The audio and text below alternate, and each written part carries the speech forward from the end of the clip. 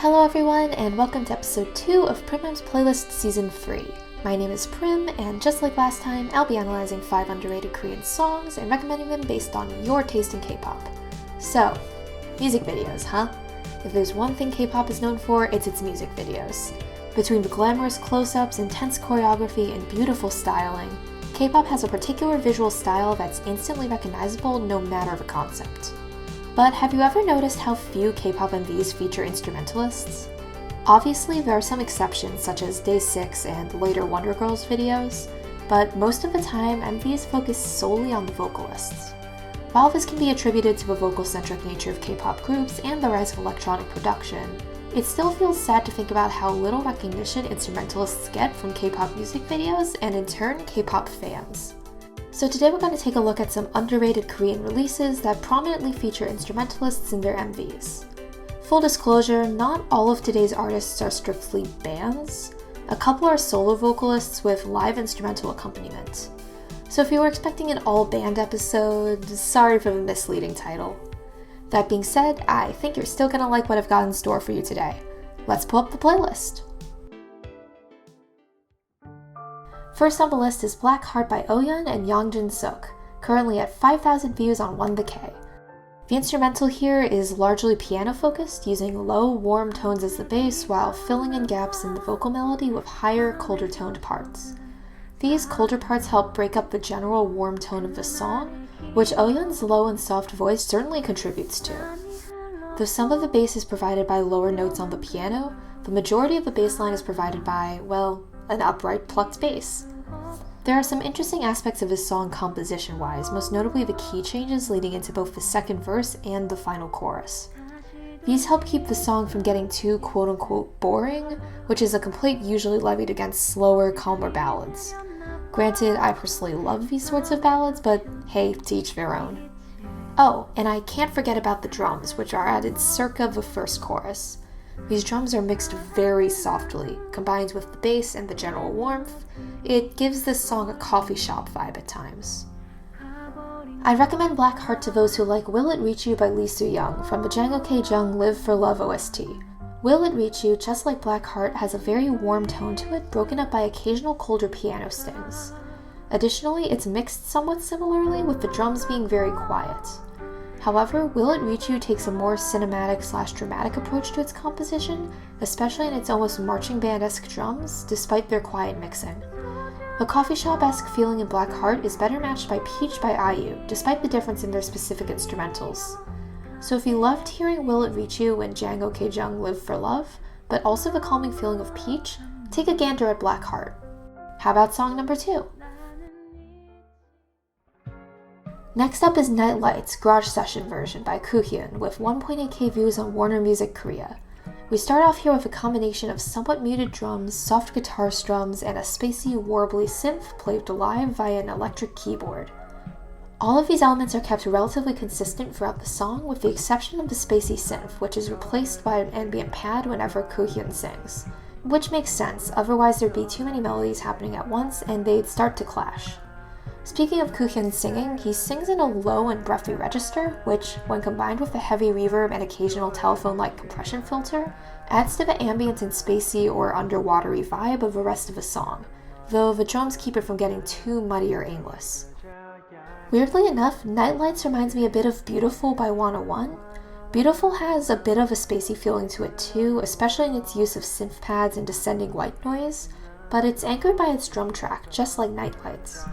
Plus, Beautiful incorporates a bit of soft guitar too, and heck, its voice-like synth even reminds me a bit of the synth in Night Lights intro. Of course, Beautiful has some more up-tempo EDM vibes in it, so if you want something a bit more chill, then I'd recommend Night Lights to you. Song 3, please.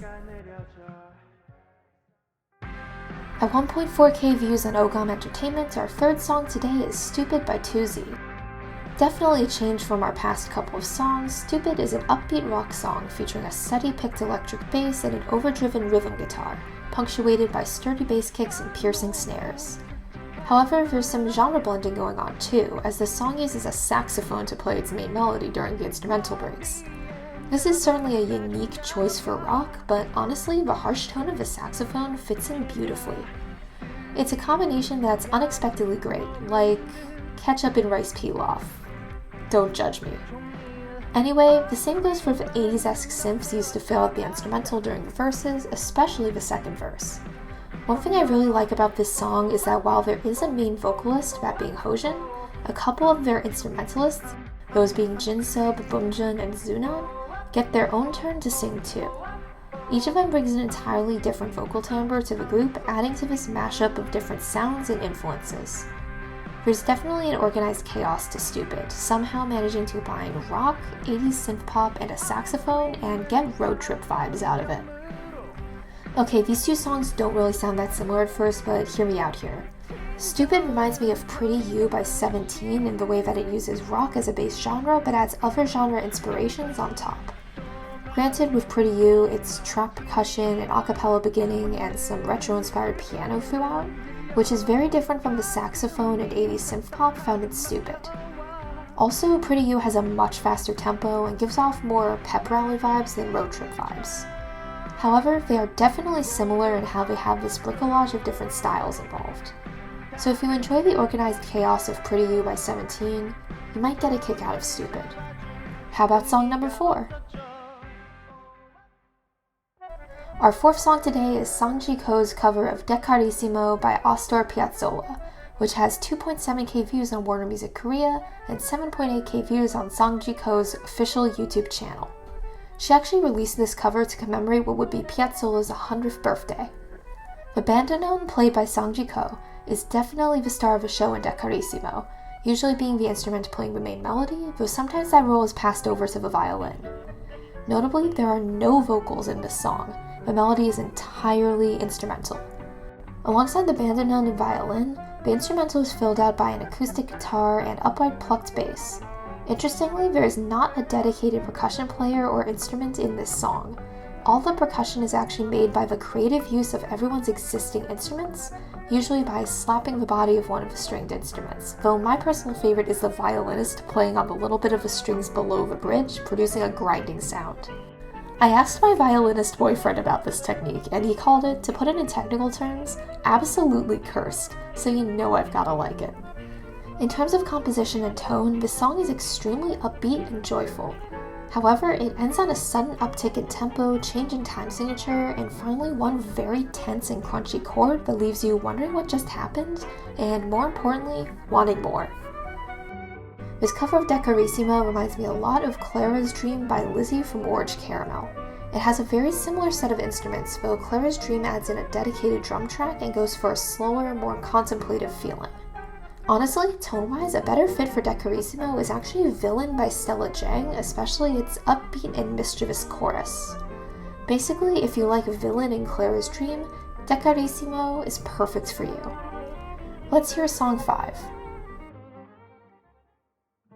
Coming in at 400 views on Super Soundbugs, this is Frida Kahlo live version by Mr.Road. I should note the original version of the song was released back in 2011, but this live version is much more recent. Additionally, it's a very different instrumental from the original song. While the original is straight up a rock song, this version is all acoustic guitar, and I mean that pretty much literally. Other than the vocals, the entire instrumental is made up of 2 acoustic guitars, with the closest thing to percussion being the occasional scraping of fingernails against the guitar strings. This gives the song a much warmer and more welcoming feeling than the original song, which serves as an interesting contrast to the vocals, which are raspy, full of emotion, and almost strained. This vocal style is a holdover from the original rock song, and honestly, this song really would not be the same without it. Honestly, I couldn't really think of a song quite like this in mainstream K-pop, at least in its original form. However, it's fairly common to see idols perform acoustic versions of their songs at live events or as bonus videos online, so we can draw comparisons to a few of those. It's not cheating, I promise. This is the live version of Frida Kahlo anyway. In terms of contrast between vocal style and instrumental, I'd highly recommend Frida Kahlo live version to anyone who loved the acoustic versions of Error by VIX, Shine by Pentagon, Danger by BTS, and especially the Tiger Moth by Monsta X. Last but not least, let's hear our Sore Thumb song. Our Sore Thumb song today is Cigarettes and You by From20 at 5.4k views on Genie Music. The song starts off immediately with From 20's vocals against ambient synth chords and some noise samples, while muffled, echoing 80s synth-pop-esque percussion slowly builds in volume. From there, it adds in the percussion at full volume, punctuating with continuing ambient sounds and newly added quiet plucked synth. At the choruses, a high, thin lead synth comes in underneath the vocals, which have gotten even more reverby to compensate, while a steady and quick bass line pulses in the background. This instrumental stays pretty consistent until the end of the song, with occasional Phil Collins-like descending bass stings coming in, plus a bridge where all the synths cut out, leaving us with pretty much just percussion for a few measures. Interestingly, the song ends super abruptly, which is especially striking considering how repetitive the song is. It feels like it could loop forever, but then it just ends. I think the combination of ambience and synth-pop inspirations in Cigarettes&you reads as almost a combination of Egoist by Olivia He and Jin Soul from Luna, Paradise by Seon from Dreamcatcher, and You in My Heart by Twice. Like if you took the powerful vocals from Paradise, added a bunch of reverb like in the post-choruses of Egoist, then put that plus some of Egoist's second chorus instrumental on top of a slowed-down version of the instrumental of You in My Heart. That's definitely overly specific, but hopefully that should get the idea across. So yeah, if you're looking for something reverby and a little bit synth-poppy, definitely give Cigarettes&you a listen. Now that we've heard the whole playlist, let's move on to today's special feature, a full review of Ahn Ye Eun's latest EP. So we can agree that Ahn Ye Eun really needs no introduction, right?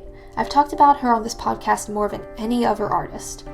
Ever since Trumpet Creeper dropped circa Season 2, Episode 1, I don't think I've missed a single comeback. For those who might be new to this podcast though, Ahn Ye Eun is a singer-songwriter who releases a variety of music, but has mostly been working with up-tempo piano-based ballads for the past few releases. She's known for having a very unique voice and singing style, super high-pitched and harsh with a lot of vibrato. Think like if Seoyeon from G-Idol crossed with Momo from Twice and Lisa from Blackpink, but if that crossover got super into trot. Now, the previous 3 Ahn Ye Eun songs I've covered, Trumpet Creeper, Waltz, and Proust, have been singles. Her most recent comeback, Sailing, however, is the title track of an EP called To the Island. So I figured, why not review the whole EP in one go? There's a lot of great stuff to cover in this EP, so let's dig in. Let's start with the first track on the album, Prologue. This is actually a fully instrumental track, being a piano solo meant to set the mood for the EP. It starts off slowly with deep tones and close, crunchy harmonies, mixed so as to sound distant, giving off an eerie vibe. Of course, this fills out a bit as the song goes on, growing a bit closer sounding and adding in some higher tones, but the eeriness is still there. Where this gets really good is the crunchy, accelerating, descending section about 1 minute and 40 seconds in, which then transitions into some disconnected sounding high and low melodies. That part really stood out to me, I think because of its chaos. I will say I'm not a fan of 240 onwards, though I do think it serves as a nice lead into the next track on the EP. It almost feels like they wrote the first 2 minutes and 40 seconds of a song to be its own thing, then thought of 240 onwards later and just tacked it on, you know? Other than that though, this is still a great first track, really setting the mood for the rest of the EP. Oh, and if it means anything to y'all, I also sent this track over to my boyfriend, and he said that it reminded him of Debussy. I don't know enough about Debussy to confirm or deny that statement, but hey, I'll take his word for it. Next up, we have Beginning. This track starts off with another deep, low-toned piano section, calling back to the start of Prologue, before quickly adding in cinematic-sounding strings and percussion. This only lasts for a couple measures though, before it cuts back to just piano. This is where Ahn Ye Eun starts singing, by the way. The minimalism in the instrumental really helps her voice shine, which is good because this is the first time you hear her voice in this EP. You definitely don't want that to be muddy, you know? Plus, it makes it more impactful when the cinematic parts come back in. I gotta say, I really love the woodwind instrumental that comes in at about 1 minute 30 seconds in. I'm not entirely sure what instrument it is, but it really fits this song well while also giving it its own unique feel so that it isn't just straight up Pirates of the Caribbean energy throughout the whole thing. Oh, also, this track is in waltz time. You know I love me a good 3/4 time signature. Actually, between the time signature and the cinematic ballad feel, Beginning is definitely the song on the EP most like her last few singles, so if you liked those, this will definitely hook you on the album. Alright, here we have the title track, Sailing. This starts off again with piano, which ties it into the rest of the EP. However, the change in EQ during the little piano intro helps foreshadow the EDM inspirations later on in this song. The instrumental then suddenly shifts gears into acoustic guitar and semi-syncopated percussion, seemingly inspired by Latin American music, or at least by other K-pop songs which take inspiration from Latin American music. There's kind of a telephone effect going on here. Also, this song makes heavy use of not irregular measures per se, but irregularly placed measures. There's one extra measure just placed into the middle of the first verse, which serves as a build-up to the more filled-out instrumental during the second half of the first verse, adding in rhythmic staccato violins, some longer and slower strings, and some shaken percussion. The pre-chorus goes back to piano, but with added marching band-esque drums, building up to the chorus, which goes back into that slightly syncopated instrumental style. And then we get the post-chorus, definitely the most iconic part of this song, adding in EDM-inspired synth brass stings, some trap-inspired hi-hat rolls, and a great ad-lib from Ahn Ye Eun. The song basically repeats these same kinds of instrumental sections from here on out. Piano with marching band drums, slightly syncopated with rhythmic violins, and EDM horns with high-pitched vocal killing moments.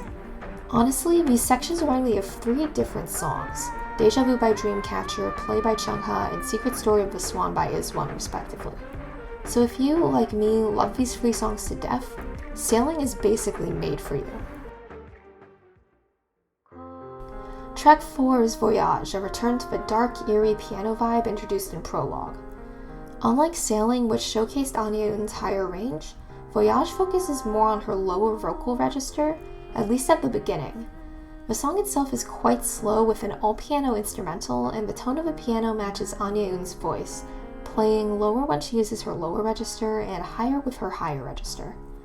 This change is easiest to hear at about 1 minute 15 seconds.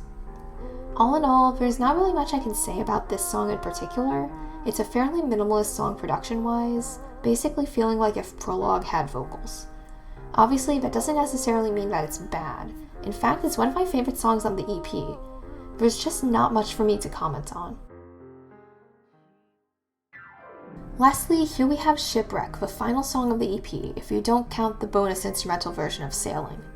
We start off strong with a sharp downwards glissando, which quickly transitions into dark, syncopated piano, plucked bass, and jazzy percussion in waltz time, my kryptonite. There's some really nice interplay between Ahn Ye Eun's vocals and the piano, with the latter acting as a melodic extension of the former during instrumental breaks. There's also a really nice synth guitar solo at about 1 minute 20 seconds in, which adds to the jazzy feel, especially in combination with the higher tones added into the piano part. Also, I have to say, I love Ahn Ye Eun's high notes and the breakneck pace piano solo during the post-chorus, starting 2 minutes in and going for the rest of the song, even adding in a more overdriven guitar into the mix. I will say, I'm not a big fan of the fade-out ending. First of all, I'm not a fan of fade-out endings in general, but it's especially disappointing in ostensibly the last song on the EP. It just doesn't end the EP as cleanly as I would expect, you know? That being said, this is still a stunning song.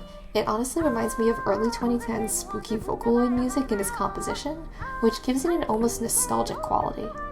That being said, that's pretty me-specific, and most people won't have that same nostalgia. Nostalgia isn't the song's only strong suit, though. Ahn Ye Eun really killed it with this one. Okay, time for my final thoughts. First of all, this is an extremely strong EP. Each song showcases Ahn Ye Eun's talent in its own unique way, sometimes through minimalism and letting her voice shine, sometimes through maximalism to match how powerful her voice can get. Despite my qualms with a few parts of this EP, I really do love it. It basically screams Ahn Ye Eun, no matter what genre or genres each song is in. If I had to choose a favorite track, I think it would have to be Shipwreck, even with its slightly disappointing ending. It definitely has the most impressive vocals, and it has that nostalgic quality for me that I just can't pass up. Also, Ahn Ye Eun, if you're listening, you're the real MVP for including the official instrumental to Sailing on here. That's basically gold for mashup artists and cover artists everywhere who want to take a crack at this song. That being said, honestly, I think most of my issues with this EP could actually be solved just by swapping Voyage and Shipwreck around. This would make Shipwreck's fade-out act as almost a lead-in to Voyage's much quieter tone, which, to be honest, is a bit jarring coming right after Sailing. Also, putting Voyage at the end makes its tonal callback to Prologue just that much more powerful, and ends the EP with a much more satisfying conclusion. Really though, that's the only thing I'd change. I absolutely adore this EP, and I can't wait to see where Ahn Ye Eun goes from here. There's just one more thing to take care of before we end today's show. It's time to spin the wheel of segments. And this week's segment is Doppelbangers. As you already know, a lot of this podcast is based on comparing songs.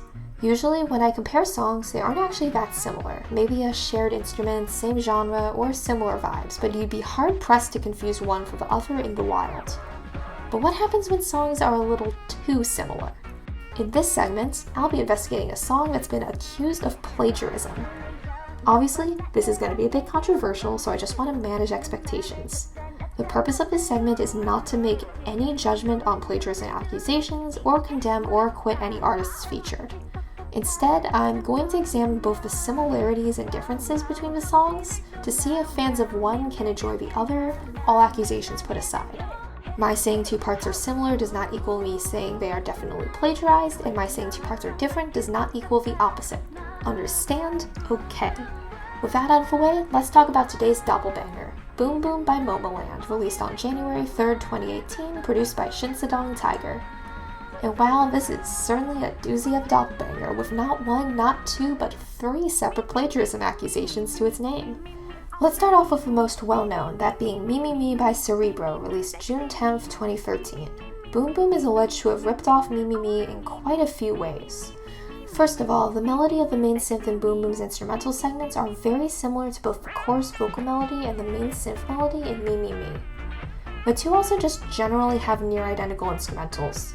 Acoustic guitar during the introduction, going into a bouncy synth with syncopated backing rhythms, which continue throughout the chorus with the addition of a thumping bass on each downbeat. Really, for most of the song, the only super noticeable difference between Me Me Me and Boom Boom is the addition of a loud hi-hat on the upbeats in Boom Boom's verses, as well as the total switch of the instrumental during Boom Boom's rap break. Additionally, several parts of Boom Boom's vocal melody are very similar to ones in Me Me Me, particularly during the second and third quarters of the first verse, the I am so super duper duper and wow wow parts of Me Me Me. Really, the main differences between the two songs are the lyrical content and the vocal style. The vocals in Boom Boom are way softer and less harsh than those in Me Me Me, so depending on what kind of vocal timbre you like better, you may prefer one song over the other. Additionally, the lyrics to Me Me Me are very NSFW compared to Boom Boom, so that may put off some listeners. And if you like a good second verse genre change, then Boom Boom is definitely more for you. I've already rambled for way too long about our first accusation, so let's speedrun numbers 2 and 3. They relate to much smaller parts of Boom Boom anyway. First, let's quickly look at Are You Hungry by Junghwa and Kyerin from EXID, released on June 1st, 2016. And yeah, the acoustic guitar at the start of Are You Hungry is near identical to that in Boom Boom. If I didn't know any better, I would probably assume it was a direct sample. Additionally, the instrumental during Are You Hungry's verses are quite similar to Boom Boom's, though not nearly as much as Me Me Me. All the instruments are different, especially that harsh bass synth, just a similar rhythm and hi-hat. In general, Are You Hungry has a crunchier EDM vibe to it than Boom Boom, making more use of more aggressive drums, harsher synths, and a lot of vocal chopping. So if you're like me and love noise and crunch, you'll probably like Are You Hungry. Next up, DDD by EXID, released November 7th, 2017. The only alleged plagiarism here is of the first couple bars of DDD's chorus being used for pre-chorus melody in Boom Boom, so there are a lot more differences at play here. DDD, just like all the other alleged plagiarism sources we've covered so far, is a lot grungier and crunchier than Boom Boom. In the case of DDD, it's also a lot darker in tone, with a lot of deep bass and harsh siren noises. Also, the vocal style involves more alternation between vocals and rap, as well as a lot of sliding between pitches. It's much more of a mature concept than Boom Boom, so if you prefer mature concepts to cute concepts, especially if you like darker concepts and deeper bass, you'll definitely prefer DDD to Boom Boom. If not, you'll like Boom Boom better. And with that, we end episode 2 of Prim's Playlist Season 3. If you enjoyed this episode, check out the original songs at bit.ly/PMP_S3E2. All letters capital, all numbers numerals. If you want to say hello, you can find me on Instagram at PRIMMS_playlist, Twitter at playlistprim, or the official Prim's Playlist YouTube channel. Links to everything can be found at linktree/Prim's Playlist. That's linktr.ee/PRIMMSPLAYLIST. Prim's Playlist is a proud member of Brainrot Presents. For more information, visit brainrotpresents.wixsite.com. If you'd like to support our podcasts, consider donating to our Patreon at patreon.com/brainrot_PRSNTS. Only $2 a month for Discord access and longer episodes, $5 a month for shoutouts and early episodes, plus bonuses for all our other podcasts. Shout out to our $5 plus tier Patreon supporters Adrian Frisbee, Saffron, Emery Silvers, Jupiter McIntyre, Prozac Haven, Delenn Bouchamp, Connor Fox, and Jan Aloni. You make this podcast possible. Thanks for jamming with me today.